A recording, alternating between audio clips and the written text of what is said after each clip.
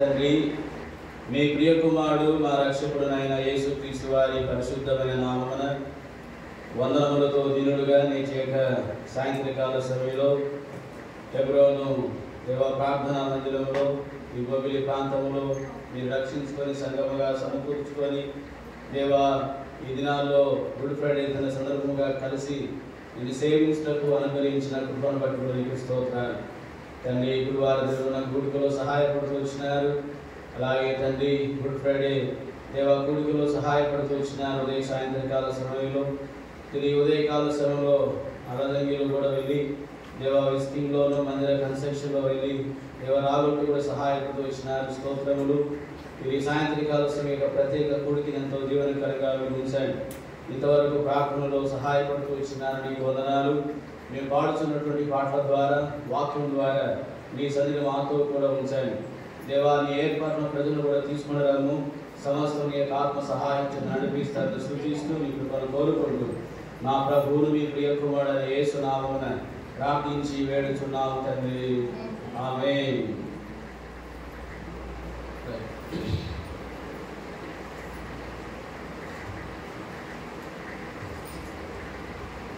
పాట పాడుతాము.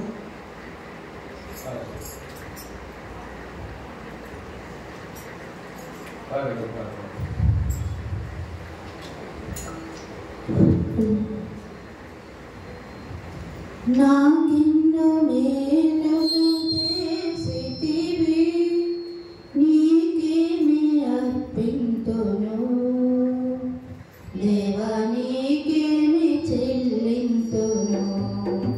నాకెన్నో మేలులు చేసితివి, నీకేమి అర్పింతును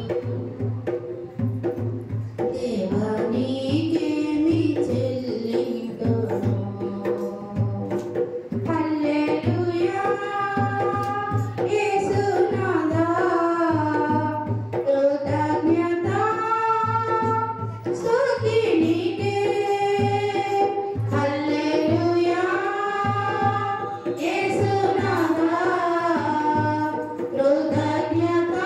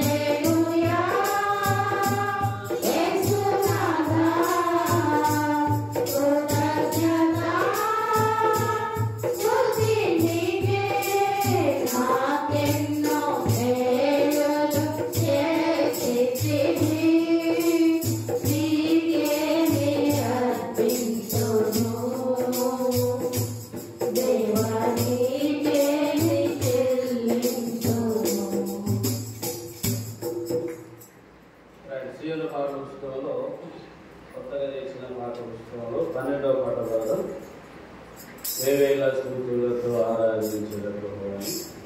ఒకవేళ వస్తే నాతో కలిసి పాడండి, రాకపోయినా విని రెండోసారి కలిసి పాడండి. వేవేల స్తుతులతో ఆరాధించెదా ప్రభువా, వేవేల స్తుతులతో ఆరాధించెదా ప్రభువా. దీన మనసుతో నిన్నే కొలుతున్నయ్యా. పాత పాట చూసుకోమన్నారు. దీన మనసుతో నిన్నే కొలుతున్నయ్యా, వేవేల స్తుతులతో ఆరాధించెదా ప్రభువా, వేవేల స్తుతులతో ఆరాధించెదా ప్రభువా. నీ ఘోర పాపిని అయ్యుండగానే, నీ ఘోర పాపిని అయ్యుండగానే, నా కొరకై క్రీస్తు ఈ భూమి కరుణించి, నా కొరకై క్రీస్తు ఈ భూమి కరుణించి, నన్ను రక్షించుటకై సిలువలో మరణించి, నన్ను రక్షించుటకై సిలువలో మరణించి, తన రక్తముతో నా పాపము కడిగి, తన రక్తముతో నా పాపము కడిగి, వేవేల స్తుతులతో ఆరాధించెదా ప్రభువా, వేవేల స్తుతులతో ఆరాధించెదా ప్రభువా. నీ హృదయములో కలవరపడనీయక, నీ కొరకు నేను తలవోసి కాపాడ, నీ హృదయములో కలవరపడనీయక, నీ కొరకు నేను తలవోసి కాపాడ, వెళ్తున్నానని నా యేసు ప్రభువా, వెళ్తున్నానని నా యేసు ప్రభువా, వాగ్దానమును ఇచ్చిన ప్రభువా, వాగ్దానమును ఇచ్చిన ప్రభువా, వేవేల స్తుతులతో ఆరాధించెదా ప్రభువా,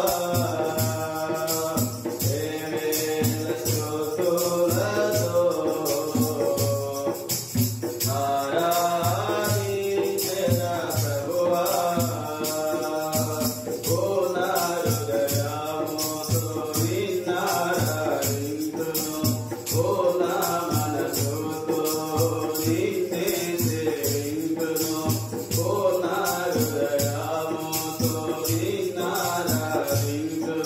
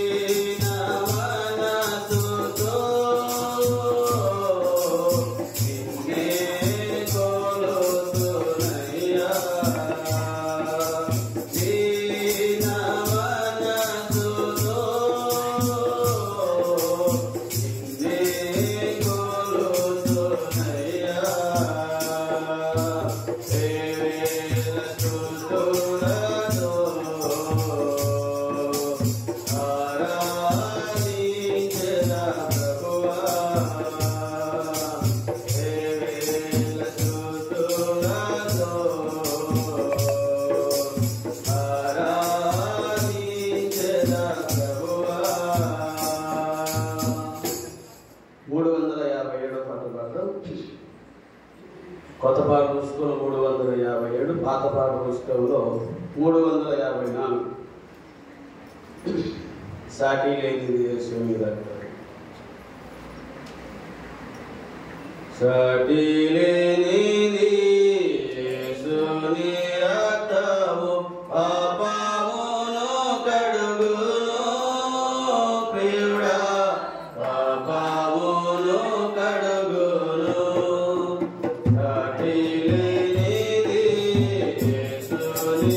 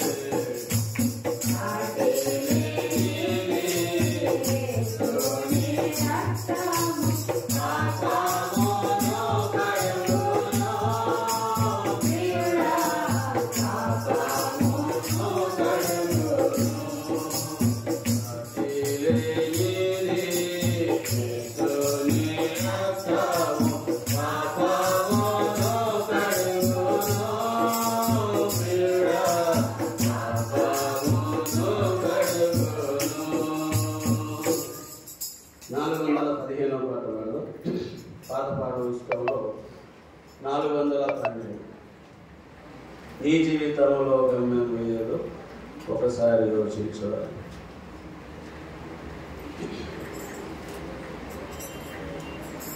నీ జీవితంలో గమ్యం ఏదో ఒకసారి యోచించవా.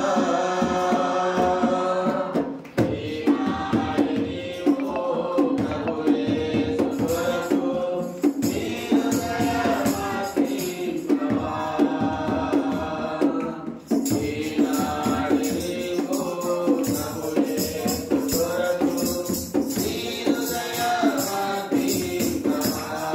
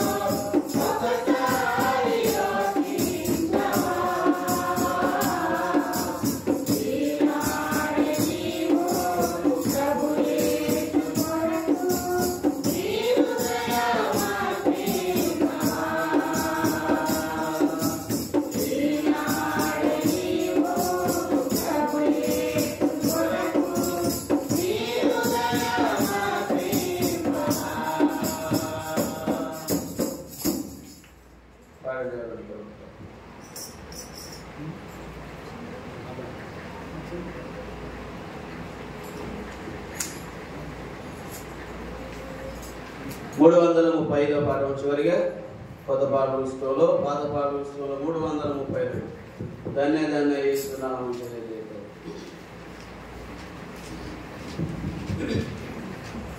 335 కొత్త పాఠ పుస్తకంలో పాత పాఠ పుస్తకంలో 335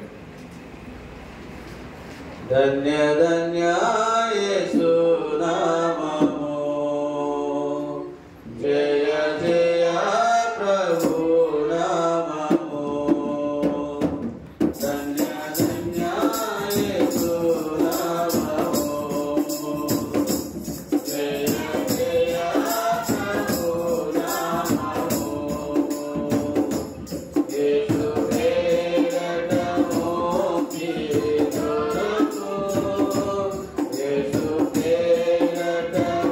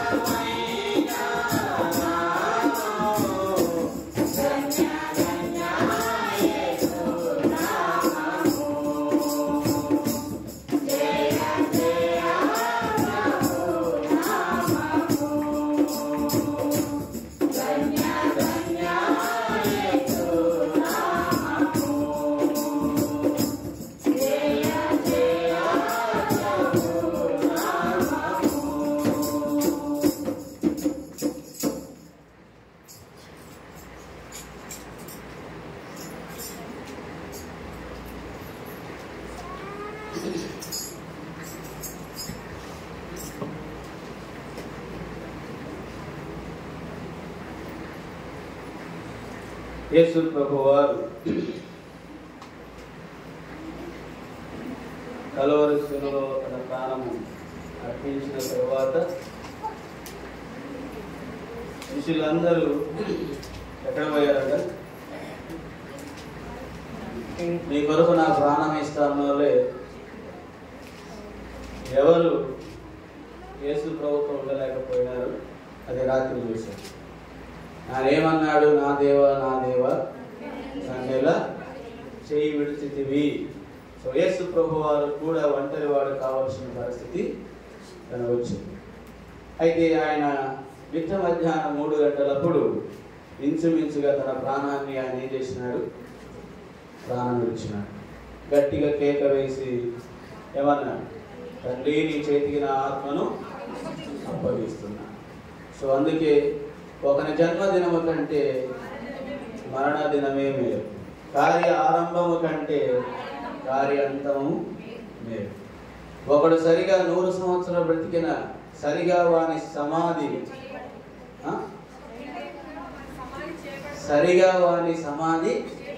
చేయబడకపోయిన ఎడలా ఏంటంట?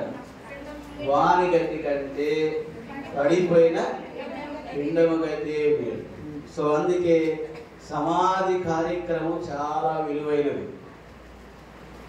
ఎంత చేసినా చివరిగా నువ్వు నీ ముగింపు ఘనముగా ఉండకపోతే పడిపోయిన పిండముతో సమానం.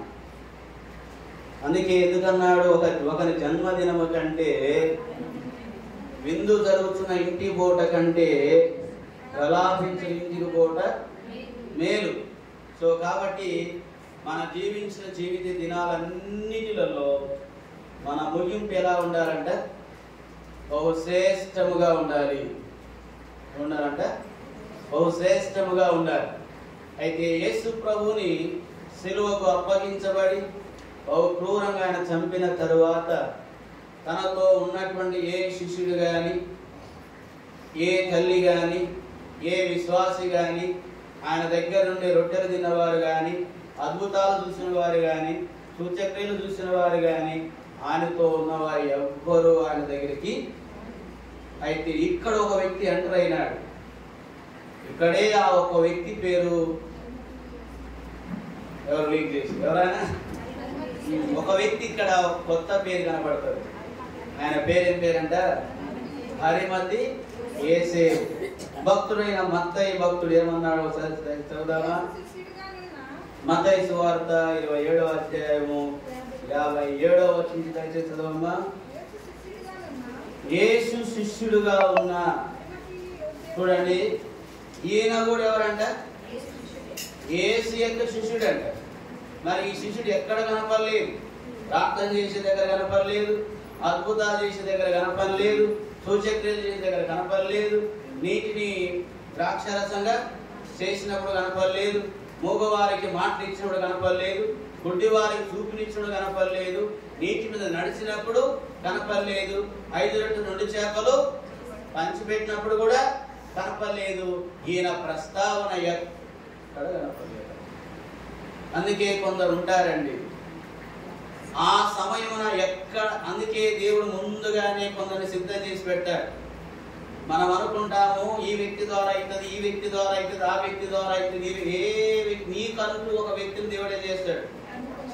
అనాది ప్రణాళికలోని ఒక నీకు కావలసిన ప్రతి సంకల్పంలో ఒక ఉద్దేశ ప్రకారం ఆయన ఒకటి నియమించి పెడతాడు. అందుకే ఇక్కడ ఈ వ్యక్తి ఎంటర్ అయినాడు. అయితే ఈ శిష్యుడు ఎందుకు కనపడలేదో మనం తర్వాత చూస్తాం. ఈ భక్తుడు ఏమంటున్నాడు? చదవమ్మా.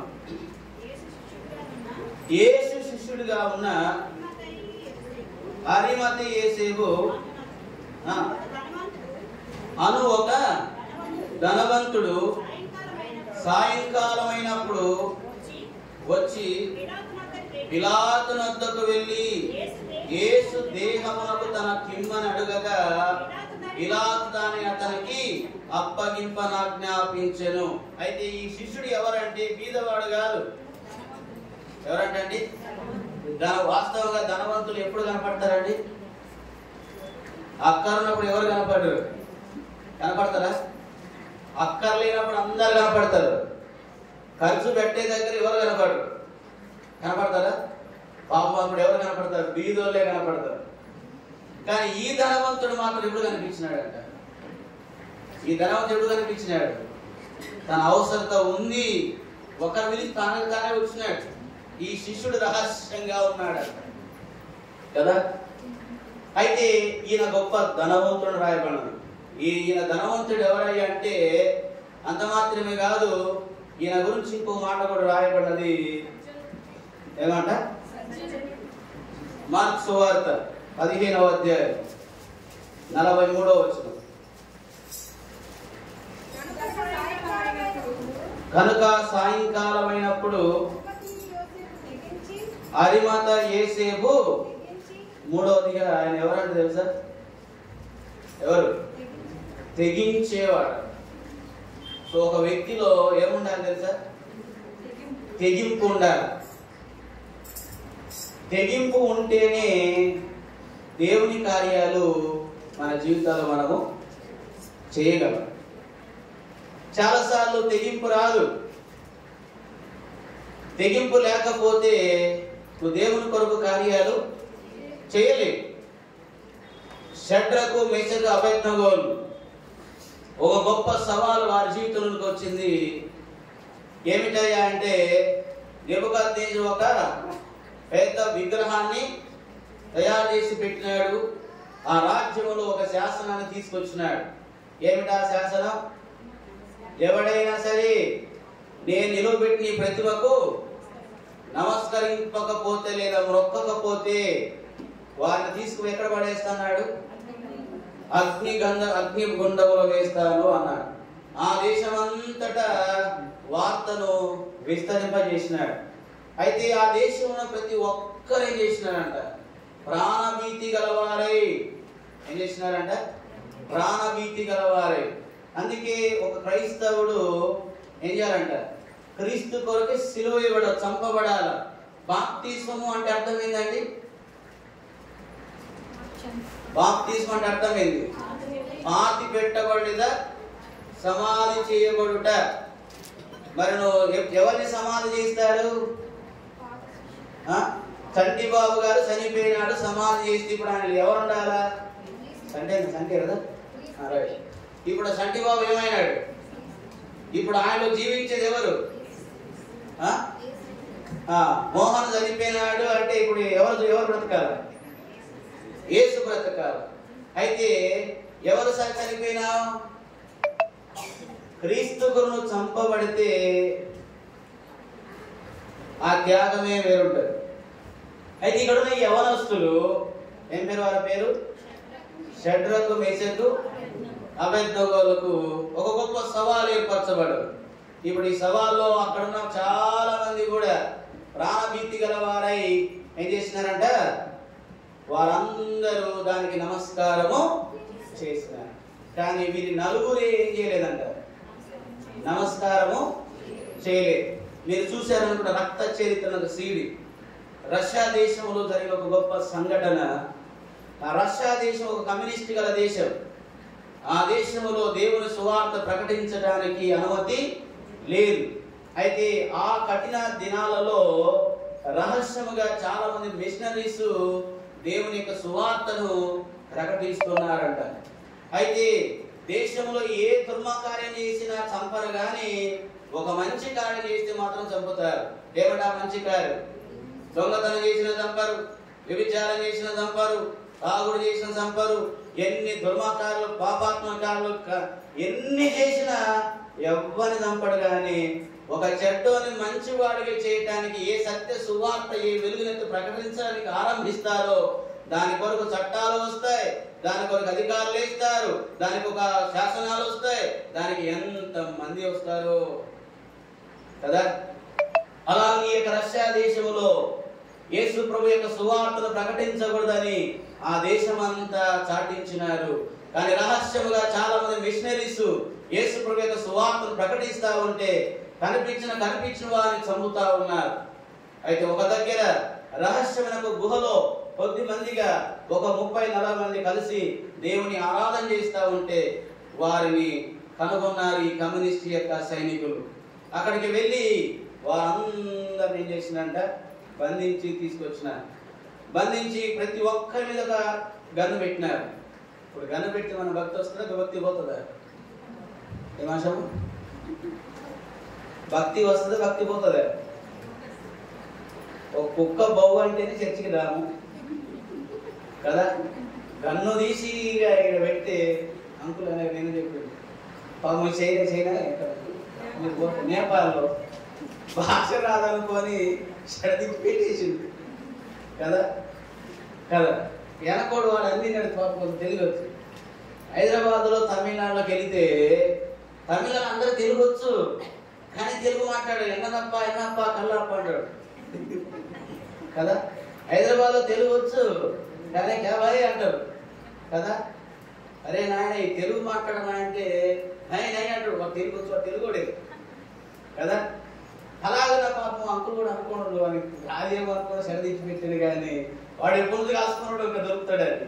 అయితే ఒక మాట అన్నాడు, ఓరే నాయన చంపేరా, నన్ను చంపేస్తే తీసుకో సాక్షి అయ్యాడని. ఈ నేపాల్ అంతా ఏమైందంట మాట్లాడంటే అట్లయితే ఏది చంపుతా కదా. ఈ పని ఇంతటితో ఆగిపోయేదైతే ఏం చేయొచ్చు, కానీ ఆగుతుందా? ఒక క్రైస్తవుని యొక్క కన్నీటి, క్రైస్తవుని యొక్క రక్త బొట్టు భూమి మీద పడితే, ఒక స్టెఫనీ యొక్క రక్తము ఎప్పుడైతే చిందించబడదో కఠినాత్మైన సౌలు పౌలుగా మార్చబడినాడు. ఈ రష్యా దేశంలో కూడా ఈ రహస్య క్రైస్తవులందరిని బంధించి కాలుస్తున్న సందర్భాల్లో ఈ 30 మందిని పట్టుకున్నారు. ఒక్కొక్కరి మీద గన్ను పెట్టినారు. అక్కడున్న ఆర్మీ కెప్టెన్ అన్నాడు, ఏమన్నాడంట, ఆ బైబిల్ కింద పడేసి ఈ బైబిల్ మీద ఏం చేయాలి, ఒక్కొక్కరు లైన్గా మీరు ఉమ్ము వేసి దాన్ని కాళ్ళతో తన్ని యేసు ప్రభు దేవుడు కాడు అని ఏం చేయాలా చెప్పేసి వెళ్ళిపోవాలా. అరే పాస్టర్ ఫస్ట్ నువ్వు చేయాలన్నాను.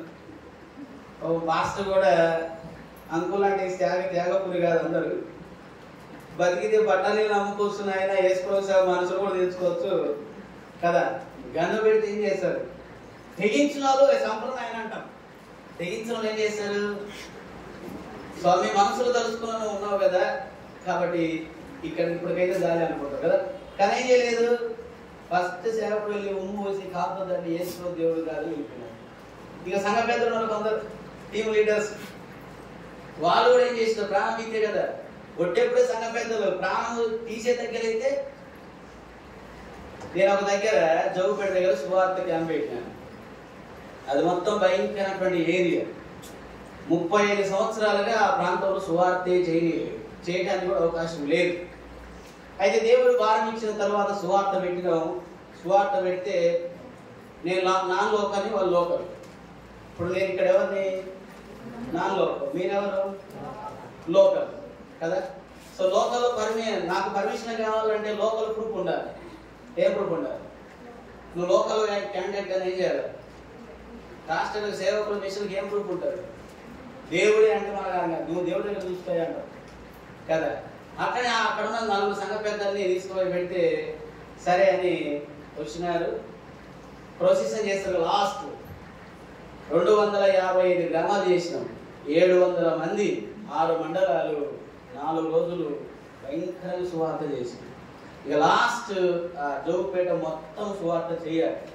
అయితే మేము ఇలా వెళ్తుంటే ఇక వ్యతిరేకమైన పార్టీలు ఉంటాయి కదా, ఓ గుంపులు రౌడీల మాదిరి అంటారు. అయినా దేవుడు నాకు ఇచ్చిన వాగ్దానం ఒకటే, ఏ కుక్క తన తోక ఆడించాలి. అయితే ప్రొసెషన్ స్టార్ట్ చేసి వీళ్ళు లోకల్ కదా, అయ్యా మీరు సంఘ పెద్దలు కదా, మీరు ఎబ్రోన్ బ్యాగ్ వేసుకొని ముందు నిలబడండి అని. సరే అయ్యారు అన్నారు.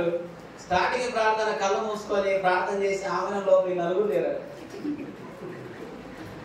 4 లేరు. అక్కడ నుంచి బ్రదర్ అన్నారు, బ్రదర్ ఏమి మీ సంఘ పెద్దలు అంటే ఇక్కడే ఉన్నారు, ఎక్కడ పోయారంటే 600 మంది లైన్ కడితే ఎంత పెద్దగా అవుతారు, మన సార్లు ఎప్పుడు కడితే లాస్ట్ లో ఉన్నారు.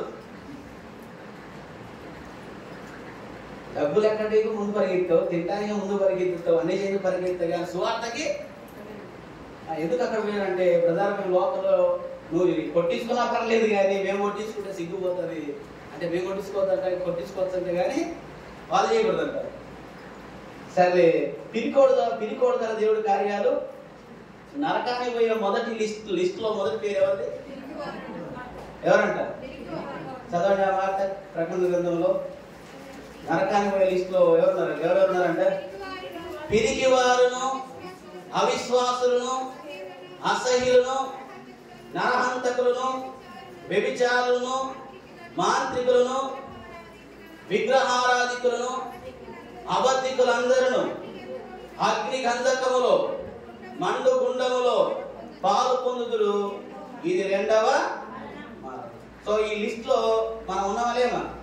లేకపోతే ధన్యుడు ఉంటే సరి చేసుకో. ఫస్ట్ పేరు ఎవరిది? పిరికోడు. పిరికోడు అడిగి కూడా అంటే నరకానికి కూడా. పిరికోడు ఫస్ట్ ఎక్కడ పోతాడు?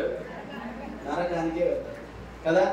అయితే ఈ రష్యాలో ఈ సంఘ పెద్దలు కూడా ఊసేసి వెళ్ళిపోయినారు. ఒకరి వెంట ఒకరు ఏం చేసినారు? అక్కడ ఉన్న వాళ్ళందరూ ఊసేసి వెళ్ళినారు.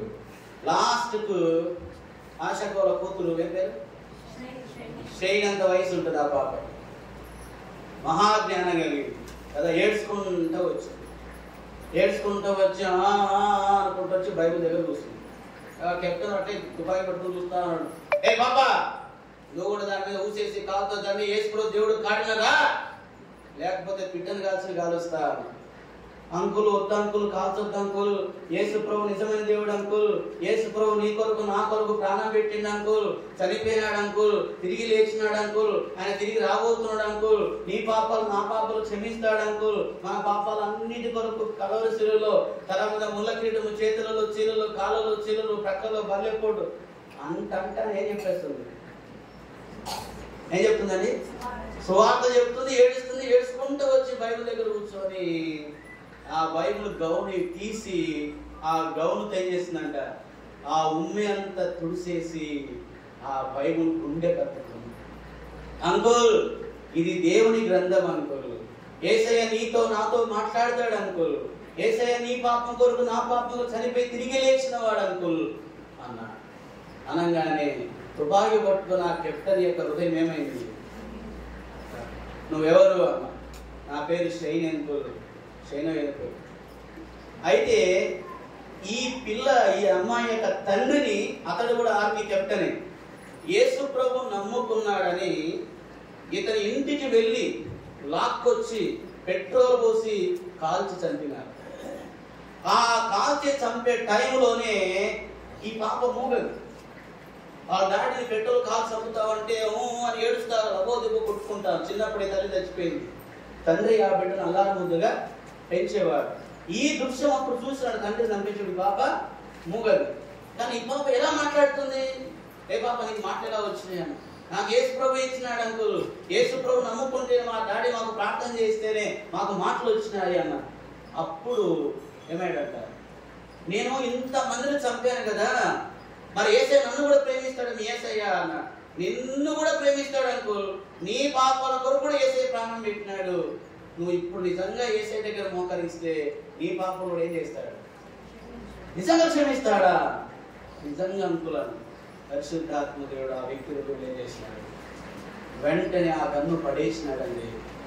అక్కడికక్కడే మోకరిల్లి ఆ పాపని ఎత్తుకొని ఎంత దొర్లాడు ఏడ్చినాడు. ఎంత దుర్మార్గుని నేను, ఎంతమంది క్రైస్తవులని ఈ చేతులతో చంపిన దుర్మార్గుని, నన్ను ప్రేమించేవాడు ఉన్నాడా? ఇంకా నన్ను ఇష్టపడేవారు ఉన్నారా? నన్ను క్షమించే దేవుడు అనేవాడు ఉన్నాడా? నిజంగా క్షమిస్తాడా అంటే ఏడుస్తూనే ఉంది ఆ పాప సువార్త చెప్తానే. అప్పుడు వెంటనే అదే కెప్టెన్ ఏం చేసినాడంట, ఈ రష్యా దేశంలో ఏ క్రైస్తవులు చంపడానికి వీలు లేదు, నా యొక్క కమ్యూనిస్ట్ సిద్ధాంత ఆఫీసే క్రైస్తవ దేవాలయముగా ఆ స్థలం నుంచి ప్రపంచానికి బైబిల్స్ ఏం చేయబడుతున్నాయంట, సప్లై చేయబడుతుంది. ఈరోజు రష్యా దేశంలో చాలా మంది క్రైస్తవులు కావడానికి కారణము ఒక చిన్న, అయితే క్రీస్తు కొరకు ఏం చేసినారు?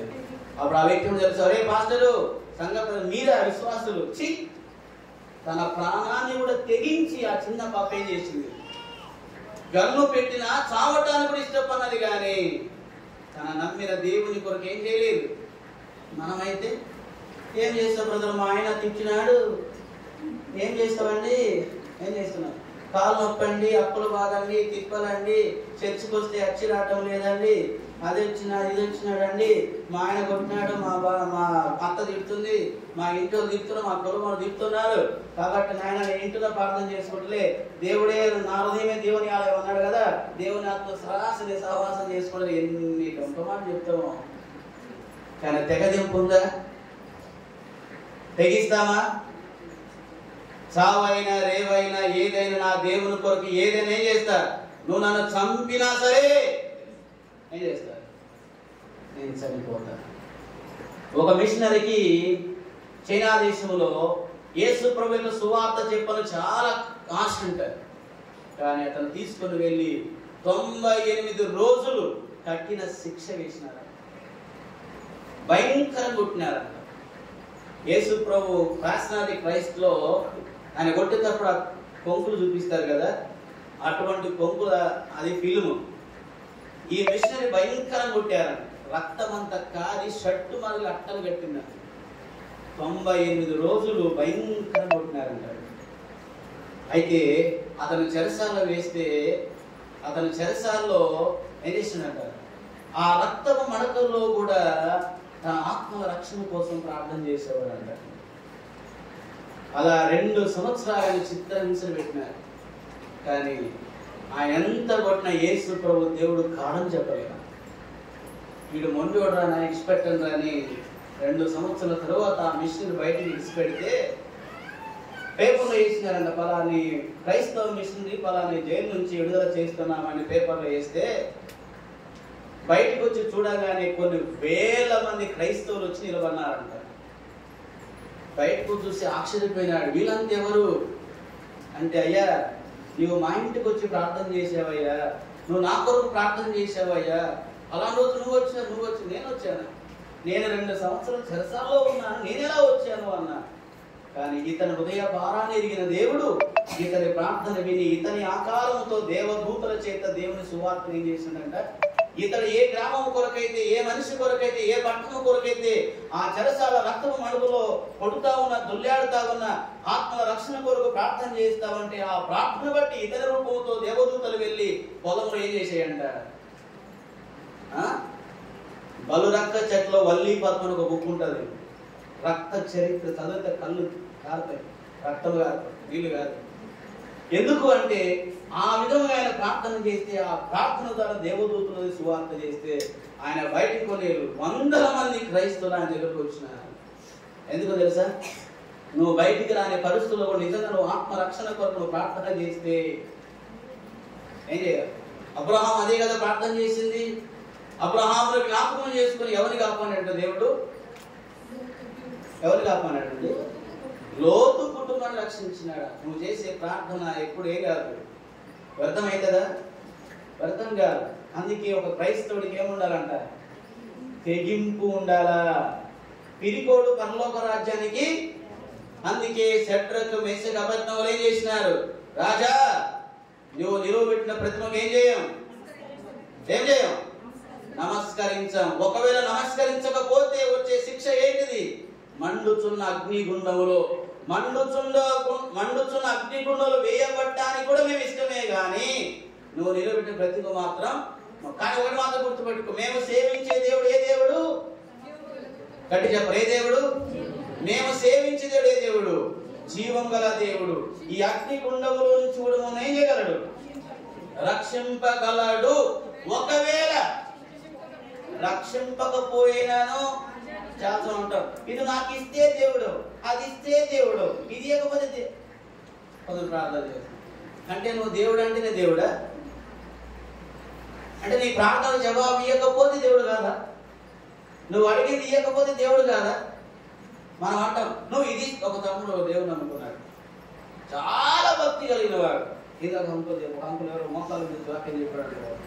ఆ తమ్ముడు చాలా భక్తి కలిగిన వాడు. ఎంత భక్తి అంటే బాత్రూమ్ కూడా మోకాల మీద పోతాడు, బాత్రూమ్ కూడా మోకాలు పోతాడు, చర్చ్ అంతా మోకాల మీద తిరుగుతాడు, బైబిల్ దించాడు. అసలు అనుకుంటారు అసలు ఉంటే క్రైస్తవుకి ఇట్లా ఉండాలంటే ఆయనకి దెయ్యం పట్టింది. ఎంత భక్తి ఉంటుందో ఊరికంత ముట్టు 4 బాంబులు లేచినట్లు లేచి బుస్సు లేచి పెద్ద బండ తల ఓరగొట్టాడు కదా. మరి అంత భక్తుడికి అంత దైవ శక్తి ఆడొచ్చింది ఏమండి? కానీ 24 నువ్వు ఏ టైం పోయి చూడు, మోకాల మీదనే ఉంటాడు కాదు. ఎంత అయితే చివరికి అర్థమైంది ఏంటంటే అతను ఏ శక్తి ఉంది? Devil spirit. దెయ్యం కూడా మనుషులు కొందరు వాడుతుంది తెలుసా? ఎలా వాడు? సాధు సుందర్ సింగ్ గారు హిమాలయ పర్వతం వెళ్ళినప్పుడు తను సువార్తకు వెళ్తా ఉంటే సాధు సుందర్ సింగ్ గారికి ఒక మాట ఉంది. ఏమాట? రక్తపాదాల అపోస్తలుడు అని కదా. చెప్పులు లేకుండా ఆయన సువార్త చేశాడు. తన పాదాలని పగిలిపోయి రక్తము గారుతా ఉన్నది. ఆ రక్తము గారితే సందర్భంలో ఆయన మంచు గడప వెళ్తా ఉంటే కాలు జరగ గోలో పడిపోయాడంట. పడిపోగానే ఆయన ఏడుస్తూ ప్రార్థన చేసినాడంట, ప్రభువా నన్ను రక్షించు అని ప్రార్థన చేయగానే అల్లంత దూరాన్ని యేసు ప్రభు కలవరుసలో ప్రాణం ఇస్తూ, నా కుమారుడా రానాయన అంటున్నాడు. మనమైతే ఏం చేస్తాం? నా దేవుడు నాకు ప్రత్యక్షమైన ప్రభు ఏం బతులేసాం, ఎంత ఏడుస్తాం. ఇప్పుడు సాధు సుందర్ సింగ్ గారు అన్నారు, అయ్యా నేను నీ కుమారుని కదా, నేనెవరిని? నీ కుమారుని. నా తండ్రికి నువ్వైతే ఏ తల్లి అయినా ఏ తండ్రి అయినా తన కుమారుడు కింద పడితే ఆడ కూర్చుని కూర్చొని కొడుక రా అంటారా? ఎంతసారి ఎంత కుమార్ ఏమంటాడు? కూర్చుని కూర్చొని పెళ్ళైదా? సరే కొడుక మన పెట్టిందా? అండ్ వాడు కూర్చొని కొడుకు కూతురు కింద మనం అనుకో, నా బుజ్జి కన్నా రా కన్నా అంటున్నారు. ఏ తల్లి అయినా ఏ తను ఏం చేస్తారు? ఫస్ట్ పక్కన పరుగు, ఎందుకంటే కన్నా కదా. అవునా కదా? చూడు ఆ సిస్టర్ పాపకు ఎంత ప్రేమ పెడుతుంది కదా. ఎవరికైనా ఏం చేస్తారు? తల్లి ఏం చేస్తారు? ఎన్ని ఉన్నా బిడ్డ యొక్క బాగోగు చూడదా? చూస్తారు. అవునా కదా? కాకి పిల్లకి కాకిము. మరి నీ కొడుకునైతే, నువ్వు నా తండ్రివి అయితే, నువ్వు ఆడ సిలువలో ప్రాణం ఇచ్చుకుంటా, నా కొడుకు రానాయన రానంటే నువ్వు నా తండ్రివి కాదు అంటే పక్క నవ్వుతున్నాడంట. ఎవరు? సాతాను కూడా ఏ వేషం వేసుకొస్తుందంట?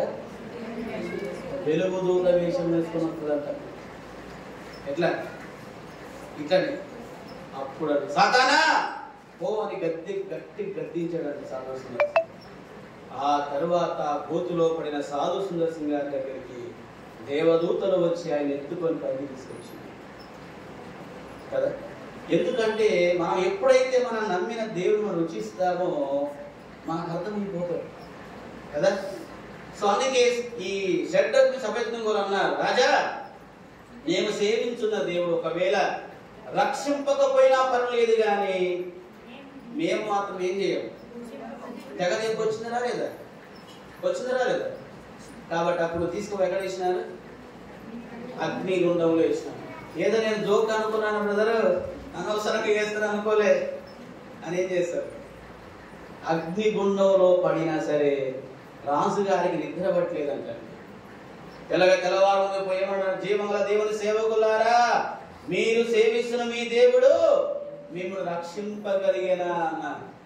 అయితే మనం కూడా అయితే ఏం చేస్తాం? సంజన నిన్నంత పొడిచినావు, నిన్నంత తీర్చినావు, నిన్నంత చేసినావు, మళ్ళీ అగ్నిలో పడేసి బతికినా లేవు, మళ్ళీ వచ్చినావు స్వామి ఏం చెప్తామో. అవునా కాదు? కానీ వాళ్ళు ఏమన్నారు తెలుసా? రాజు ఏం లేదు సినిమా అంటున్నారండి. రాజు ఏం కావాలంట? చిరకాలము జీవించిన కనుక మనం దీవిస్తాం. తీర్చేటోళ్ళు హాని చేసేవాళ్ళు మేము ఉడికిపోతాం. అవకాశం వస్తేనా ఏం చేస్తాం? ఓ చిన్న మాట ఏదన్నా ఇప్పుడు పాస్టర్ గారు వాక్యంలో పొడుస్తూ ఉంటే మా ఇంటికి నేను చెప్తా, కారం వేసి మీకు ఎంత ఉడికిపోతాం. ఒక రోజున ఒక సంఘానికి పోయిన 800 మంది ఉంటారు. భక్సింగ్ గారు సంఘం చాలా పెద్దది. ఆంధ్ర సంఘంలో ఫస్ట్ సంఘం అని. ఆడ అయిన తర్వాత నేను తీసుకున్న అంశం ఒకటే, శరీరానుసారుడు ఆత్మానుసారుడు అని. వాస్తవం ఇక్కడ నాకు ఎవరు తెలియదు. ఎవరు తెలుసు నాకు? ఇక్కడ నాకు ఎవరు తెలుసు? రామేశ్వరంలో ఒక్కరే తెలుసు. నాకు ఎవరు చరిత్ర తెలియదు కదా. దేవుడు అయ్యా నువ్వు వాక్యం చెప్పడం, దేవుడు నాకు ఇచ్చిన అంత ప్రకారం నేను వాక్యం చెప్పేసుకోవాలి. ఆయన వాక్యం చెబుతా అంటే సేవకులకు అలవాటు కదా, ఇట్లా చెయ్యి ఊపుతాను. ఆయన పాపం ఆ కుర్చీ మీద కూర్చున్నాడు. 45 నిమిషాలు వాక్యం చెప్తే నేను వాక్యం చెప్తూనే ఉన్నా ఆయన అన్నీ కూర్చున్నాడు. ఆయనకి బీపీ షుగర్లు ఎక్కువపోయి చెమటలు ఎక్కువపోతున్నాయి. ఎక్కువపోయి కుర్చీ అక్కడ వేసుకుంటాడు, వెనక వేసుకుంటాడు, ముందు వేసుకుంటాడు, ఇక్కడ వేసుకుంటాడు, అక్కడ వేసి నేను వచ్చినాయి. ఈయనకి బీపీ షుగర్ ఎక్కువైంది అనుకో మనకు ఏమన్నా నాకు నేను చెప్పుకుంటే పోతాను. ఇక తట్టుకోలేక వచ్చి కుర్చీ వేసుకున్నాడు, తక్కువ పడేసి కూర్చున్నాడు. అంటే కొందరు ఏం చేస్తారు, స్వామి త్వరగా అయిపోయినంటే నవ్వుతుంటారు.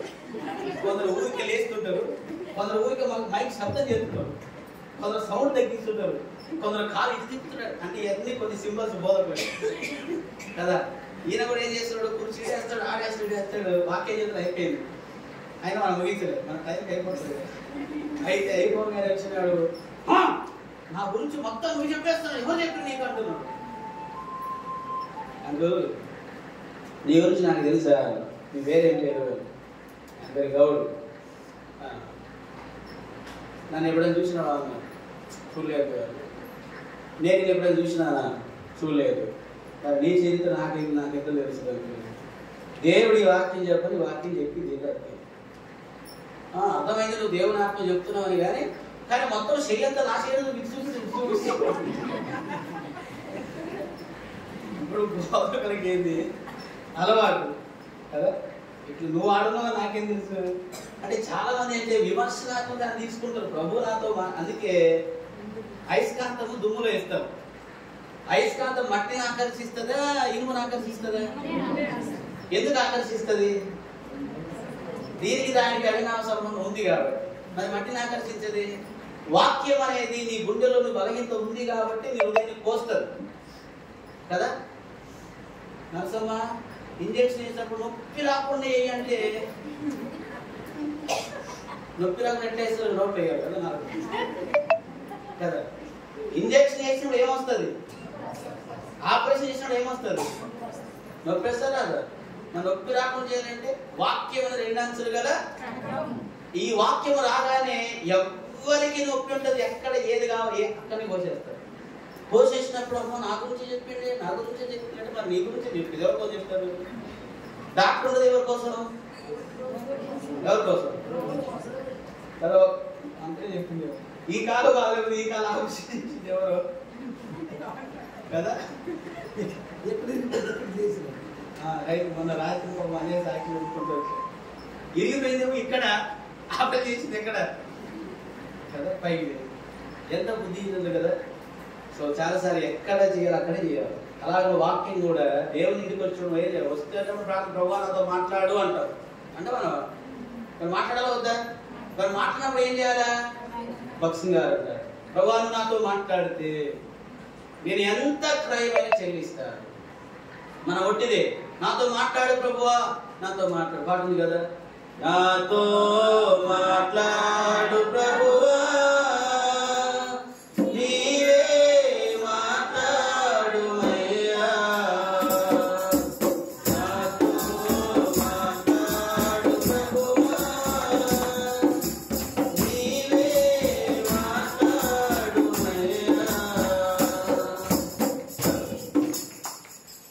పాడలేదే ఏం పాడారు? నాతో మాట్లాడు ప్రభువా. మరి మాట్లాడినప్పుడు ఎందుకు సరి చేసుకోము? ఎందుకు ఆయాసం పెట్టుకుంటాం? ఎందుకు మన జీవితాన్ని సరిచూసి ఇష్టపడమంటే ఆశీర్వాదకరమైన మాట వస్తేనేమో ఇది దేవుడు నాకు ఈరోజు మాట్లాడింది దేవుడు కదా.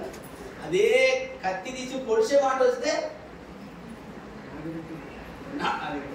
తమ్ముడు చెప్తాడు నా గురించే కదా. మరి ఆశీర్వాదం ఒకటి వచ్చినప్పుడు అది యేసయ్య ఈరోజు చక్కగా మాట్లాడినావు, నన్ను దీవిస్తానన్నావు, దాన్ని మాత్రం తలొగ్గినావు. కానీ సార్ నీ రోజుల్లో ఫలాన్ని పాపం ఉంది సార్, ఫలాన్ని బలహీనత ఉంది, అది నువ్వు తీసేసుకోవదా, తీసేసుకోతే నీకు నాశనం అవుతుంది అని అదే వాక్యం నీతో చెబితే దానికి ఎందుకు తలొగ్గు? లేదు నాకు తెలియదు, ఎవరో చెప్పింటారు ఎందుకు, అందుకే ఏం చేసినాడు అక్కడ చెప్పేటోడు కాదు బ్రదర్, మనలో బాగానే మాట్లాడిండు. అదే చెప్పిండంటే నా గురించే అంటే అదే ఆశీర్వాదం అంటే వస్తే సియోను యెహోవాను ఆశీర్వదించును గాక, 5 రెట్లు 2 చేపలు ఇలా దీవిని యొక్క దేవుడు నిన్ను దీవించబడులాగంటే నిజంగా ప్రభువా ఈరోజు స్వస్థంగా మాట్లాడవాయా, అంత ఏమి ఏడుస్తుంది, ఏం సంతోషము, అన్ని ఆశీర్వాదాలే కావాలి కానీ ఏం కాదు. కానీ సరి చేసుకొని చెప్పిన మాట చెప్తే ఏం చేయవు. అందుకే తెగదింపు. ఒకసారి దేవుడు మాట్లాడితే మాట్లాడతాడు ఆయన, కానీ మాట్లాడినప్పుడు ఏం చేయాలి? భక్సింగ్ గారు ఇది చాలా దేవుడు అడిగాడంట, ప్రభువా నాతో మాట్లాడు ప్రభువా అన్నాడంట. కానీ నేను మాట్లాడుతా, నువ్వు దాన్ని సరి చేసుకుంటావా? ప్రభువా నువ్వు ఎంత క్రైమ్ చెల్లించవన్నా ఐ విల్ రెడీ, నేను సిద్ధమే ప్రభువా అన్నా కదా. దేవుడు నీతో మాట్లాడితే నువ్వు సిద్ధమేనా? నువ్వు అన్నావు ప్రభువా నాతో మాట్లాడయ్యా, ఆయన నీతో మాట్లాడితే ఏం చేస్తావు? నువ్వు సిద్ధమేనా? చాలా ఎవరంటే మన చుట్టూ సైలెంట్గా అయిపోయాడు. ఒక్కరని అంటున్నాడు సిద్ధమా? మనసులో దేవుని చెప్పేసి ఆల్రెడీ కదా. ఎందుకంటే కష్టం. ఆయన ఏం చెప్తాడో నాకు తెలుసు. కొందరికి ఏం చెప్తారు, నీలో ఏ బలహీన నీకు తెలుసు, దేవుడు బలం విడిచిపెట్టమని కూడా తెలుసు ఆయనకి. కానీ అందుకే ఏం చేయవు.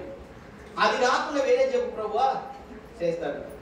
కానీ దేవుడు అంటాడు నువ్వు విడిచిపెట్టవలసింది అదే. ఏది విడిచిపెట్టాలా? భక్సింగ్ గారు ఒక ఇంటికి ఎప్పుడు పోయేవాడు అంట. మొన్న కూడా చెప్పి ఒకసారి వచ్చిన గుర్తుందో లేదు అమ్మ, గుర్తుందా? ఎన్నో చెప్పి బ్రదర్ ఎలా గుర్తుంది కదా. ఎవరు అన్నారు భోజనం? సిస్టర్ గారు భోజనం పోయేది విజిటింగే కానీ ఉద్దేశం ఏమి? భక్సింగ్ గారు ఆ ఇంటికి ఎందుకు పోతున్నాడు? భోజనానికే పోతున్నాడు. కానీ ఏం చేయాలి? నేను ఎప్పుడే కానీ ఉదయకాలం కానీ మధ్యాహ్నం రాత్రి భోజన టైం కానీ టిఫిన్ అని ఏ ఇంటికి పోను. అది రమ్మన్న కూడా పోను.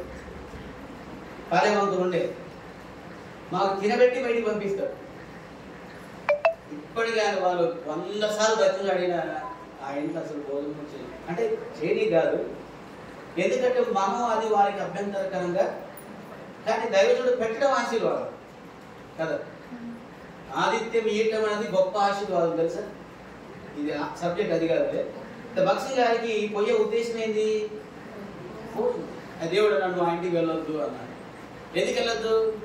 ప్రభా నేను ఆ కుటుంబాన్ని దర్శిస్తున్నావో దర్శించుకుంటూ నాకు తెలుసు ఆయన అన్నా. అయితే కొన్ని కండిషన్ పెట్టి అవన్నీ తన కండిషన్సే. కానీ లాస్ట్కి ఫైనల్ దేవుని మాటకి ఏం చేసినాడు? లోబడ్డా. ఈరోజు నువ్వు కూడా యథార్థంగా శక్తిగల దేవుని నమ్మినా నీ కులాన్ని, నీ జాతిని, నీ బంధువుని, నీ బలగాన్ని సమస్త విడిచిపెట్టి ఏసే మార్గం అని, ఏసే సత్యమని, ఏసే జీవనం, ఏసుతో జీవించాలని త్యాగం చేసి వచ్చావు. అయితే నీ ద్వారా దేవుడు గొప్ప కార్యం చేయాలనుకుంటున్నాడు. కానీ నీ అవిధేయతే, నీ అవిశ్వాసమే, నీ మూర్ఖత్వమే, నీ రహస్య పాపమే, నీ దుఃఖమే నీ జీవితాన్ని ఏం చేస్తావు? నీ మొండితనమే, నీ మూర్ఖత్వమే, నీ అవిధేయతే, నీ గర్వమే, నీ ఈర్ష్యే, నీ కులమే, నీ అహమే నేను ప్రభువు ఆశీర్వాదకరంగా చేయకుండా చేస్తాను. అందుకే నిన్ను నీవు ఈ రోజున తెగదింపు చేయి. ఏం చేయాలి? ఈ అరిమతె యేసేపు ఎవరు ఏమనుకున్నా సరే, నేను ఎవరో తెలుసా? మొదటికి ఏమని చూసాము? అరిమతె యేసేపు ఎవరు? ధనవంతులను చూసినామా? ఆయన శిష్యుడు కదా. రెండవది ఎవరైనా? ఆయన ధనవంతుడు, అవునా? మూడవది ఎవరంటే ఆయన తెగించేవాడు. తర్వాత లూకా సువార్త మనం చూద్దామా? చదవండి. మార్కు సువార్తలను చూద్దాం. 15వ అధ్యాయము 43వ వచనం. కనుక సాయంకాలం అరిమతె యేసేపు తెగించి పిలాతు వద్దకు వెళ్ళి యేసు దేహం తన కిమ్మని అడిగెను. అతడు ఘనత వహించిన ఒక సభ్యుడై దేవుని రాజ్యము కొరకు ఎదురు చూచువాడు. ఎవరంటే తెలుసా?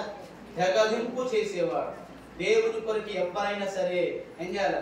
తెగదింపు చేయాలి. ఎస్, దేవుడు నాతో మాట్లాడినాడా? ఈరోజు భక్సింగ్ గారికి కేంద్ర స్థానంలో హెబ్రోను సంఘాన్ని ఒక్క వ్యక్తి ఇచ్చినాడు. సంఘాన్ని కాదు, స్థలాన్ని. ఎవరైనా? అప్పాజీ గారని ఎవరంట? ఆనాడు నిజాం రాజు దగ్గర ఉండేవాడంట గుమస్తా. అయితే దేవుడు ఆయనతో మాట్లాడిన తర్వాత ఆ స్థలం మొత్తం ఏం చేసినాడంట, భక్సింగా దొరికించినాడంట. అన్నా ఈ స్థలం నువ్వు దేవుని మందిరం కోసం వాడన్నా అంటే భక్సింగ్ గారు నో అన్నాడంట. లేదన్నా దేవుడు నాతో మాట్లాడినాడు అన్నాడంట. అయితే నీతో మాట్లాడిన నాతో కూడా మాట్లాడాలి కదా, ఆ నెల దాకా వెయిట్ చేసినాడంట. అయితే తను ఏడుస్తూ ప్రార్థన చేస్తున్నాడు. అయితే ఈ అప్పాజీ గారు కూడా చాలా భక్తి కలిగిన వాడు. మనం కూడా ఏం చేస్తాం తెలుసా, పొట్టిదే పొట్టి మాటలు చెప్తాం. బ్రదర్ నాకు చేయాలనుకుంటే బ్రదర్ పొట్టిదే చెయ్యవు. కానీ అప్పాజీ గారు ఎవరు తెలుసా, దేవా నేను ఇంతగా బ్రతిమలాడుతాను, ఎందుకు ఈ దైవం తీసుకోవటం లేదు అన్నాడు. నువ్వు మాట చెప్తున్నా రిజిస్ట్రేషన్ ఇచ్చిన అంటున్నావు దేవుడు. సరే వెళ్ళి మొత్తం రిజిస్ట్రేషన్ చేసి పేపర్ తీసుకొచ్చి నో అన్నాడు. అదేంటి ప్రభా రిజిస్ట్రేషన్ తీసుకొని చేతిలో పెట్టినా కూడా ఏం కాలేదు, తీసుకోవటం లేదు అన్నాడు కదా, నో అన్నాడు. అయితే ఇంకా ప్రార్థన చేయటం ఆరంభించినాడు. ఆ తర్వాత దేవుడు భక్సి గారితో మాట్లాడిన తర్వాత అప్పుడు ఓకే. ఇప్పుడు ఆ స్థలము ప్రపంచానికి, ఇప్పుడు అప్పాజీ గారి చేతిలో ఉంటే కోట్ల రూపాయలు వస్తాయి, కానీ అదే దైవజనుల చేతిలోకి వస్తే ఏమైంది? భక్సింగ్ గారి సేవా జీవితంలో జరిగే ప్రతి ఆత్మ రక్షణకు ప్రతిఫలం ఎవరికి ఉంది చెప్పాలి, ఎవరికి ఉంది చెప్పండి గట్టిగా. భక్సింగ్ గారికి ఎంత బహుమానం ఉంటుందో దాని వెనక పునాది సహకారంగా ఉండి రహస్య విశ్వాసిగా రహస్య సహకారిగా ఉండి అర్పించిన అప్పాజీ గారికి కూడా ఉందా లేదా? ఈరోజు ఆ స్థలమే ఏమైంది, ప్రపంచానికి కేంద్ర స్థానము. ఈరోజు చాలాసార్లు మనం ఏం చేస్తాము, దేవుడు మాట్లాడతాడు, దేవుడు మాట్లాడతాడు, కానీ మాట్లాడే మనం ఏం చేస్తామంటే, అననీయ సప్ఫీరు ఇద్దరు భక్తి కలిగిన వాళ్ళే బైబిల్ అపోస్తుల కార్యంలో. భర్త తెలియకుండా భార్య దాచుకున్నట్ట, భార్య తెలియకుండా భర్త ఇద్దరు దాచుకున్నట్ట. ఇద్దరు వచ్చినారు, అయ్యా ఇంతకే అమ్మితాం స్వామి అని. ఇంతకి ఎంత అబద్ధాలు ఆడతారు క్రైస్తవులు, దేవుని పిల్లలు నీళ్ళు తాగిన అబద్ధాలు ఆడతారు. ఇంతకు వచ్చింది పెడతారు, ఇంతకు వచ్చి యాడ్ చేయాల్సి వస్తుందో అని కదా. చాలాసార్లు వేల రూపాయలు వచ్చినప్పుడు దశభాగాలు ఇస్తామని లక్షలు వచ్చినప్పుడు అమ్మా అంతనా దేవుడు అంటే బిడ్డ నీకు ఇంత ఎందుకు, నేను కూడా పక్క తీసేస్తాను హాస్పిటల్లో దేనిక పెట్టిస్తాను అంటే అప్పుడేమా దానికైతే డబ్బులు తక్కువ ఏటీఎం పెట్టి తక్కువ తీస్తాం. హాస్పిటల్ దగ్గర సార్ కొంచెం చూసుకోండి సార్ అంటే, చూసుకునేది ఏమి లేదమ్మా, డబ్బులు కడతావా పేషెంట్ తీసుకుపోతావా అంటే కదా. దేవుని దగ్గర వచ్చి ప్రభువా 10 లక్షలు వచ్చినా ఇంత ఇవ్వడం అవసరం ప్రభువా, నువ్వు బీద విధాలు జ్ఞాపకం చేసుకున్నది ప్రభు. ఇప్పుడు మనం ఎప్పుడు బోధ చేస్తాం, అది ఎవరు జ్ఞాపకం చేసుకున్నావు అంట, బీద విధాలు జ్ఞాపకం చేసుకున్నావయ్యా. ఎప్పుడు జ్ఞాపకం చేసుకున్నది, 2 కాసులు వేస్తేనే నువ్వు అన్నావు కదా ప్రభు, అందరికంటే ఎవరికి వేసింది. ఎంత దగ్గర స్వామి, 2 రూపాయలు కాదు స్వామి 10,000 వేస్తున్నా కదా. మనం ఎంత సమర్థించుకుంటాం కదా. సో అయితే నీ ఆశీర్వాదం కూడా అక్కడికే ఉంటుంది కదా. అందుకే తగిన దానికన్నా తక్కువ ఇచ్చి చెప్పండి, లేనికొచ్చు వారు నేను దీవించింది ఎందుకో తెలుసా.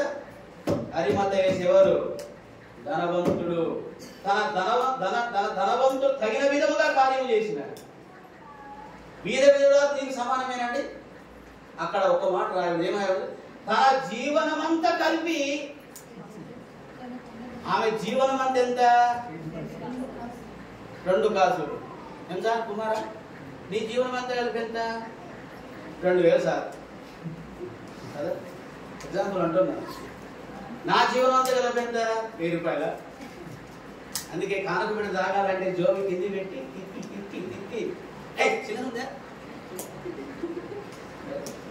ఒకనాడు హనుమంత్ రెడ్డి గారని మందిరం పూరి పుడిసే ఒకరోజు చచ్చిపోయిన గోసుకుడు కట్టుకుంటాడు పాపం, తెలంగాణ కదా కట్టుకుంటాడు.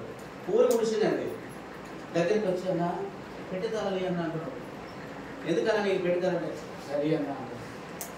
వాళ్ళ దగ్గర తీసుకుంటే తమ్ముడు పెట్టితార దీపు అంటే పాపం చాలా గోరెసంతుడు డబ్బులు పెట్టుకొని వచ్చిండు. తీసుకొని పోయి ఏం చేసాడు, పెట్టి తీసి కట్టలు కట్టి చేసావు. నేనన్నా ఏ హనుమంతుడు అయిపోయిన తర్వాత ఏ హనుమంతుడు చేస్తున్నావు అంటే, దేవుడు ఈ సంవత్సరం బహుగా దీవించిన నా పంట. కానీ ఎటువంటి తెలుసా, మందిరం ఊడుస్తాడు, నీళ్ళు పెడతాడు, బాత్రూమ్ కడుగుతాడు, అన్నీ చేస్తాడు. కానీ అన్ని కథలు వేసిన ఎట్లుంటాడు చెప్పి మనం ఇస్తేనా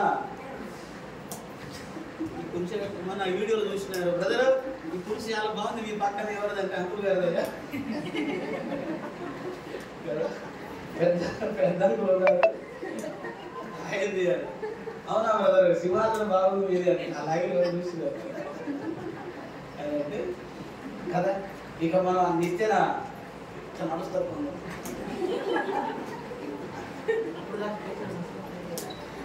అప్పుడు వేస్తే అప్పుడు నీ మెడ మీద ఒక్క ఏటు వేస్తే నేనేస్తాను.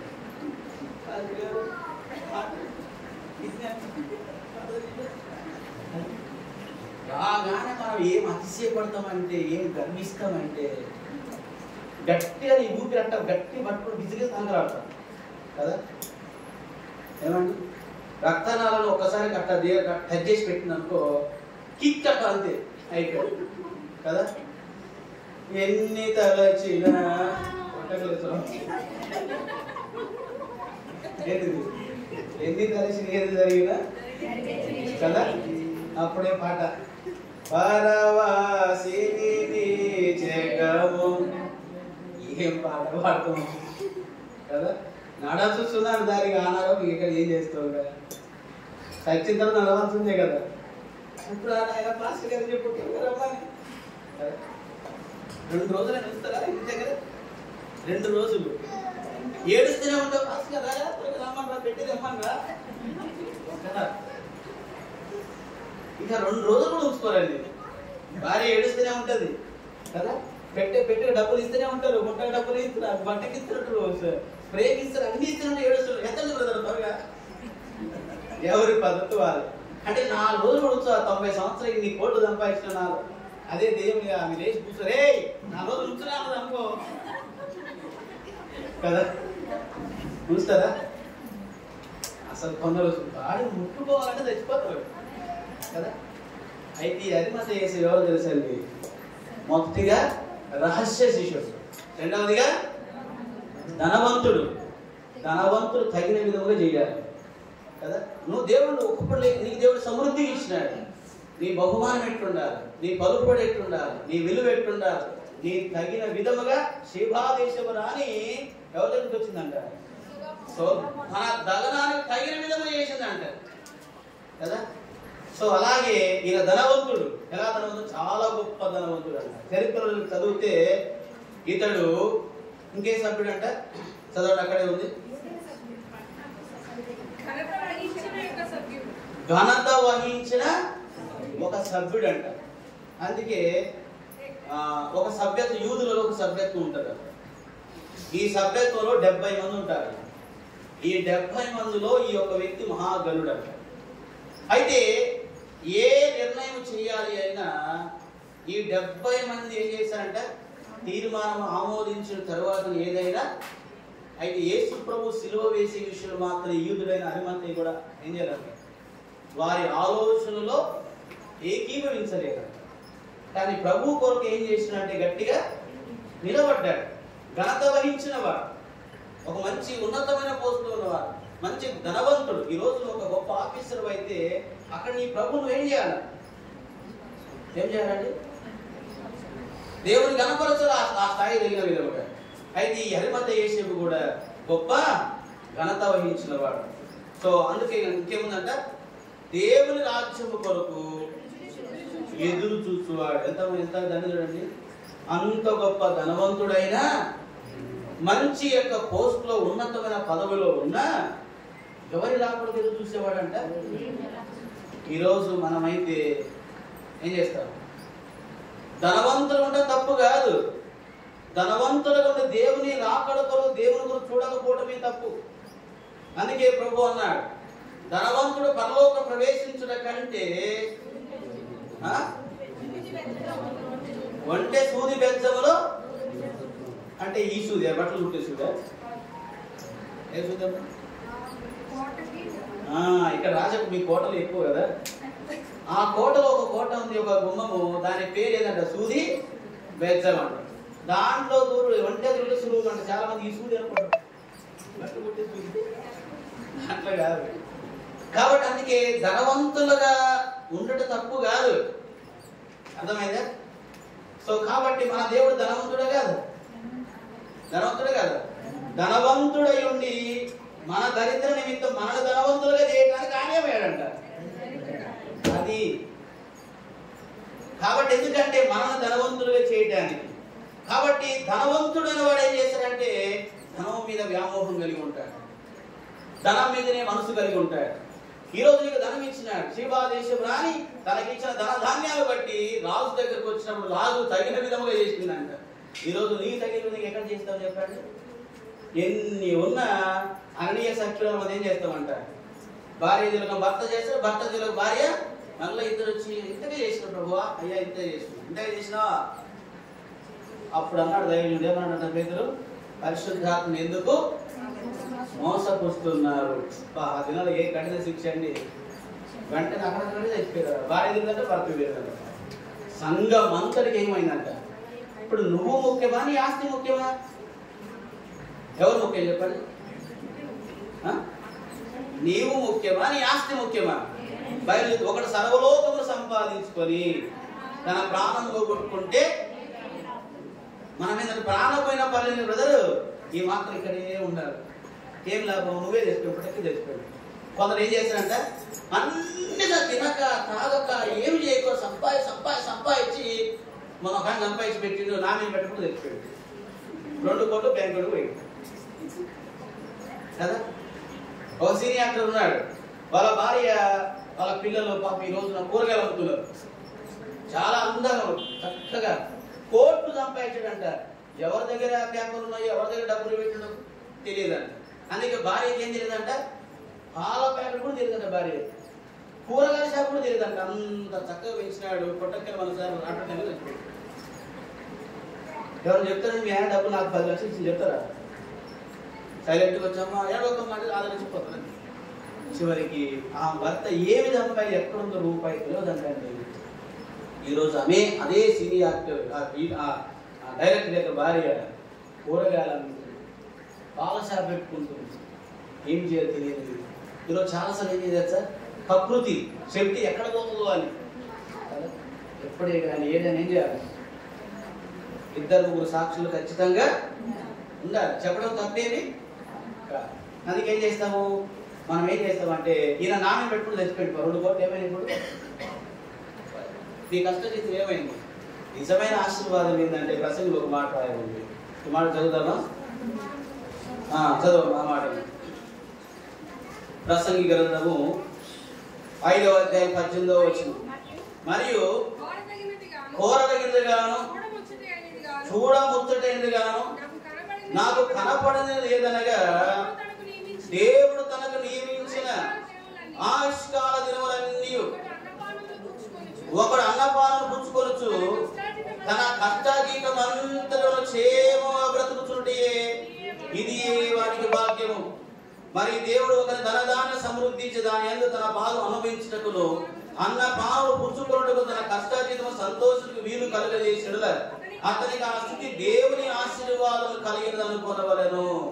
అట్టి వాటికి దేవుడు హృదయాన్ని దయచేసినట్టు కనుక అతను తన ఆయుష్కాల దినాన్ని జ్ఞాపకము. నీ కష్టాజీతాన్ని ఏం చేయాల, నీ భార్య, నీ పిల్లలు, నీ కుటుంబం తిని దేవుని ఏం చేయాలా, స్తుతించాలి. 4వ అధ్యాయంలో రాయబడింది 4వ వచనంలో, మరి కష్టమంతయు నేర్పుతో ఉన్న పనులని నల్లకు రోషము కారణముగా నాకు కనపడేను, ఇది వ్యర్థముగా ఉన్నప్పుడు గాలిని పట్టుకుంటూ చేయట్టు ప్రయత్నం. బుద్ధిహీనుడు చేతులు ముడుచుకొని తన మాంసమును శ్రమయు గాలికై యత్నములను 2 చేతుల నుండి కంటే 1 చేతి నుండి నెమ్మది కలిగినట. ఈరోజు కోట్ల సంపాదిస్తే కానీ గుప్పెడంత గుండెలు ఆలోగించేంత సంతోషము ఉందా? లోకమంతా ఆస్తే కానీ నువ్వు పడుకుని నీకు నిద్ర రాదు, పడుకుని ఏం రాదు, నీకు నిద్ర రాదు. నీకు తిన్నది అరగాలంటే టాబ్లెట్ వేసుకోవాలి, అరిగింది బయటికి రావాలంటే టాబ్లెట్ వేసుకోవాలి, నిద్ర రావాలంటే టాబ్లెట్ వేసుకోవాలా, ఇన్ని చేయాలి. ఏం లాభమా? ఒక ఇంటికి పోయి ఆయన ప్రార్థన చేయండి. బిహెచ్ఎల్ 2 పాపం అవసరం, బిహెచ్ఎల్ ఎంప్లాయీలు. భార్య ఒక పెద్ద సంచి పెట్టింది, భర్త ఒక సంచి పెట్టి అనుకున్న దశంబాలు తీసి పెట్టిందేమో పాప విశ్వాసులు. లాస్ట్ మూమెంట్ లో ఎంత సంతృప్తిగా ఇవ్వాలనుకున్నా. బ్రదర్ రండి, బ్రదర్ రండి, బ్రదర్ ఇక్కడ కూర్చోండి బ్రదర్, కూర్చోండి బ్రదర్. చాలా సంతోషం. అంటే పోయే మూమెంట్ ఇంత వెలుగు వచ్చింది వీళ్ళకి అనుకున్నా. సరే ఏమైంది అంకుల్, అంత బాగుంది అంటే అంత బాగుంది ఆయన, ప్రార్థన చేయండి ఆయన. సరే అంకుల్ చేస్తామని. ఏంటిది మూటలు అన్న, ఏం చేస్తామని, ఇది ఆంటీ టాబ్లెట్, ఇది నా టాబ్లెట్ టాబ్లెట్ అన్న. ఎందుకు అంకుల్ అన్న, ఈయనకి 80,000 పెంచిన వస్తుంది, ఆమెకి 80,000 పెంచిన వస్తుంది. నెలకు 40,000 ఈమెకు మందులు ఖర్చు, 40,000 మందులు ఖర్చు, 80,000 ఏడా. అదే నాకు ఇన్ని టాబ్లెట్లా అన్న. ఏం చేస్తున్నా లిస్ట్ చెప్తే నా నా గుండె శమలో కొట్టుకొచ్చింది కదా. మరి జీతం అంతా ఇంటికే పోతే ఏం లాభం అంకులు అంటే, ఏం చేస్తున్నా ఆయన ఇట్లా కాలం గడుస్తుంది కదా. నేను అనుకున్న అన్యాయం తీస్తే కాకపోతే ఏమవుతుంది సరే కదా. చాలాసార్లు ఇప్పుడు ఏమయ్యా, పిల్లిని భిక్ష పెట్టకుండా ఇక్కడికి మాత్రం ఏం చేయాలి, దేవుడు ఏం చేస్తాడంటే నువ్వు ఎంత మిగిలిస్తావు అంత పెనాల్టీ కూడా కడతావు. ఒకసారి నువ్వు లెక్కి, నిజమేనా ప్రభు, ఇంటికి పోయి పెళ్లి పేపర్ తీసుకో, నీకు వచ్చిన కష్టం చేసి దేవునికి ఇచ్చేది ఇంత, ఇవ్వక నువ్వు పోగొట్టుకునే నష్టం ఏంటో తెలుసా. ఒకసారి నిజంగా పోతున్నా ప్రభు, ఒకసారి లెక్కేస్తే దానికంటే 3 అంతల వడ్డీ కనాలి లేవి కన్నా రాయబడింది. ఒక్కదానికి బదులు 5 అంతలు చెల్లించాలంట. ఒకసారి లెక్కేసి ₹1 ఎవరు కొడితే ఎన్ని రూపాయలు ఖర్చు పెడతారు, 4 రూపాయలు ఖర్చు పెడతారు. అదే దేవునికి ఇస్తే దానికి వల్ల డైలాగ్, దేవుడు అడుక్కునేవాడా, దేవుడు అడుక్కుని చెప్పినాడు. అబ్రహామును పరీక్షించినాడంట. ఏం చేసినాడు, ఇస్తాడా, దేవుడు కొందరికి ఇచ్చి శోధిస్తాడు, కొందరిని దేవుడు ఇవ్వక శోధిస్తాడు. అబ్రహాముని ఇచ్చి శోధించినాడు. నాకు అయ్యా నువ్వు బహుగా ప్రేమించి నీ కుమారుడు నాకు తీసుకుపోయి ఎక్కడ బలి అర్పించాలి, నేను చూపించు మోరియా పర్వతంలో బలి అర్పించు అన్న. కట్టుకున్న భార్య కూడా చెప్పారు, కొన్ని విషయాలు భార్య కూడా చెప్పకూడదు. ఎందుకంటే పాపం శారమ్మ ప్రేమ కదా ఎక్కువ, అవునా కదా. కొన్ని చెప్పినాం అనుకో, నిన్ను చంపేస్తే కానీ వారి మాత్రం నేను అంటుంది, అవునా కదా. ఎందుకంటే స్త్రీ బలహీనమైన ఏ ఘట్టమంట, పాపం స్త్రీలంతా మనం లేటండి, స్త్రీ బలహీనమైన ఘట్టం. ఎందుకంటే కానీ బలహీనం గట్ట కానీ మంచి స్ట్రాంగ్ అంట. ఎందుకంటే మట్టి గట్టిదే, ఎముక గట్టిదే కుమార్, మట్టి త్వరగా కలుగుతుంది కానీ ఎముక త్వరగా కలగదు సార్. కాబట్టి ఏం చేయాలి, ఎముక చాలా స్ట్రాంగ్ అంట. అందుకే దేవుడు స్త్రీని దేవుడు చేసినాడు. ఎముక అసలు కరగదు, కానీ మట్టి చేస్తాడు. తప్పైన ఒప్పైన ఎవరు కరగాలి, ఏమో చేయాలి, ఎవరు కరగాలి. మనం కరిగితే సమస్య లేదు కదా, మనం కరిగితే సమస్య, వాళ్ళు కరగాలి అంటే కరగదు కదా, కొంత టైం పడుతుంది, అవునా కదా. అయితే నమ్మకం. సో కాబట్టి ఏం చేయాలి, మన జీవితంలో కూడా మనం ఇవ్వక చాలాసార్లు పెనాల్టీ కట్టవలసి వస్తుంది. అయితే ఈయన ఎవరంట, దేవుని రాజ్యము కొరకు ఎదురు చూసేటటువంటి వాడు. ఈరోజు మనం కూడా ఈ లోకంలో టెంపరీగా సిద్ధపడి, ఇది అద్దె ఇల్లు కదా, కొద్ది కాలం మనం ఉంటాం. ఎంతకాలం ఉంటామండి, కొద్ది కాలం. అందుకే అబ్రహాము ధనవంతుడై ఉండి కూడా తన మదిలో మాత్రం నేను యాత్రికుని పరదేశి. కాబట్టి ఏం చేయాలి, లోకమును విడచి వెళ్ళవలెనుగా, లోకమును విడచి వెళ్ళవలెనుగా, సర్వమితటని విడువవలెన్,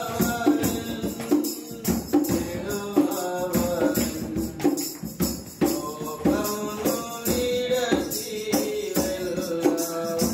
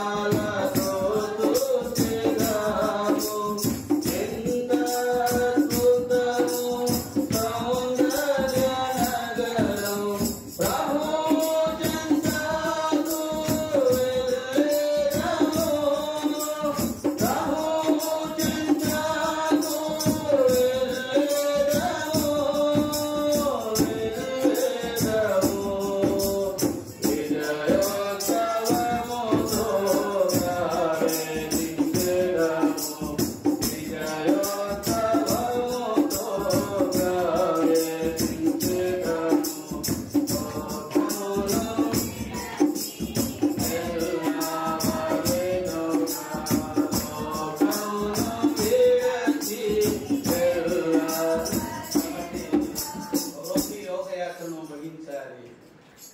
ఈ ముగింపు ఎలా ఘనంగా ఉందా లేదా? ప్రభువైన యేసుక్రీస్తు తన ముగింపులో తనతో ఉన్న శిష్యులు రాలేదు, తనతో చూసిన అద్భుతాలు చేసిన వారు రాలేదు. కానీ రహస్యంగా ఒక విశ్వాస ఒక శిష్యుడు అరిమత యేసేవ ధనవంతుడయ్యుండి కూడా దేవుని కొరకై ఏం చేసిండంట? తెగించినటువంటి వాడు. ఈరోజు దేవునికి కావాల్సిన తెగించేవాడు కావాలి. ఈరోజు నీ కులాన్ని తెగించేవాడు కావాలి, నీ బలాన్ని తెగించేవాడు కావాలి, పాపాన్ని తెగించి వచ్చేవాడు కావాలి. ఆనాడు సాధు సుందర్ సింగ్ గారికి ఎన్నో కోట్ల రూపాయలు చూపించిన నువ్వు యేసు ప్రభు ఒక్కరు విడిచిపెట్టి ఇవన్నీ నీకు ఇస్తావని. అయితే అదే రాత్రి యేసు ప్రభు ప్రత్యక్షమై నిన్ను ప్రేమించి నీ కొరకు ప్రాణం ఇచ్చినవాడు నేను అని తన స్వయంగా చూసినప్పుడు వేల కోట్ల ఆస్తి కంటే నా ప్రభు నాకు ముఖ్యము అని కట్టుకున్న బట్టలతో తన ఇల్లు ఇచ్చి బయటకు వచ్చినాడు. రక్త పాదల అపోస్తులుడిగా తన నీడబట్టి అద్భుతాలు జరిగినాయి, తన యొక్క షర్టు ముడితే అద్భుతాలు జరిగినాయి. ఆయన ఉమ్ముదులో స్వస్థ ఎన్నో అద్భుతాలు చేసినాడంట. ఈరోజు అంత శక్తి గల దేవుని దగ్గర నీవు నేను వచ్చున్నా, మరి దేవుని కొరకు ఏం త్యాగం చేస్తున్నా? తెగదెంపుందా? లోకము దేవుడు రెండు పడవలు చేస్తున్నావా? నిలువెచ్చని స్థితిలో ఉన్నావా? ఒకవేళ నువ్వు నిలువెచ్చని స్థితిలో ఉన్నట్లయితే నీ మీద దేవుడు ఏం చేస్తాడంట? ఉమ్ము వేస్తాడంట. కాబట్టి రాత్రికాల సమయంలో అరిమత యేసేపు ఏం చేశాడు? అంత గొప్ప యూదా సభ్యుడైన, తర్వాత ఘనత పొందిన వాడైన, గొప్ప ధనవంతుడైన ఏం అడిగాడు తెలుసా సార్? ఏమడిగాడు తెలుసా? యేసు దేహమునకు తనకిమ్మని. వాస్తవంగా యూదులు శవాన్ని ముట్టరు. శవాన్ని ముట్టుడు ద్వారా ఏమైంది తెలుసా? అపవిత్రమైంది. ఏ యూదుడు ఏం చేసి చనిపోయింది శవాన్ని? అందులో ఈ యేసు ప్రభు చనిపోయింది ఎక్కడ చనిపోయినాడు? సిలువ. సిలువ దేని గుర్తు? శాపే, శపితమైన గుర్తు, శపానికి గుర్తు. మరి శాపమైనటువంటి యొక్క వ్యక్తి శవాన్ని నాకు ఇవ్వమని ధైర్యం ఎవరి దగ్గర వెళ్ళాడు? గవర్నర్ దగ్గరికి వెళ్ళినాడంట. దేవుని కార్యాల కొరకు ఎంత ధైర్య సహాయం చేసే దమ్ముందండి. ఈరోజు నీకు ఆ ధైర్యం ఉందా? అయ్యో నా కులం ఏమంటారు, నా బంధువులు ఏమంటారు, నా స్నేహితులు ఏమంటారు, ఆ అక్క ఏమంటారు, ఈ అక్క ఏమంటారు, ఆడని ఏమంటాడు, ఈ అన్న ఏమంటాడు. సస్తే ఏ అన్న ఈ అక్క రాదు నీ దగ్గరికి. డెడ్ బాడీ దాకా వస్తారు, కన్నీరు గార్చరు, పోతారు. కానీ నీ యాత్ర నువ్వు ఒక్కడవే సాగాల. భూమి మీద దేవుని కొరకు నువ్వు ఏం చేసినావో వారి క్రియలు వారి వెంట ఏమొస్తాయి? నీ ఉద్యోగం రాదు, నీ బ్యాంక్ బ్యాలెన్స్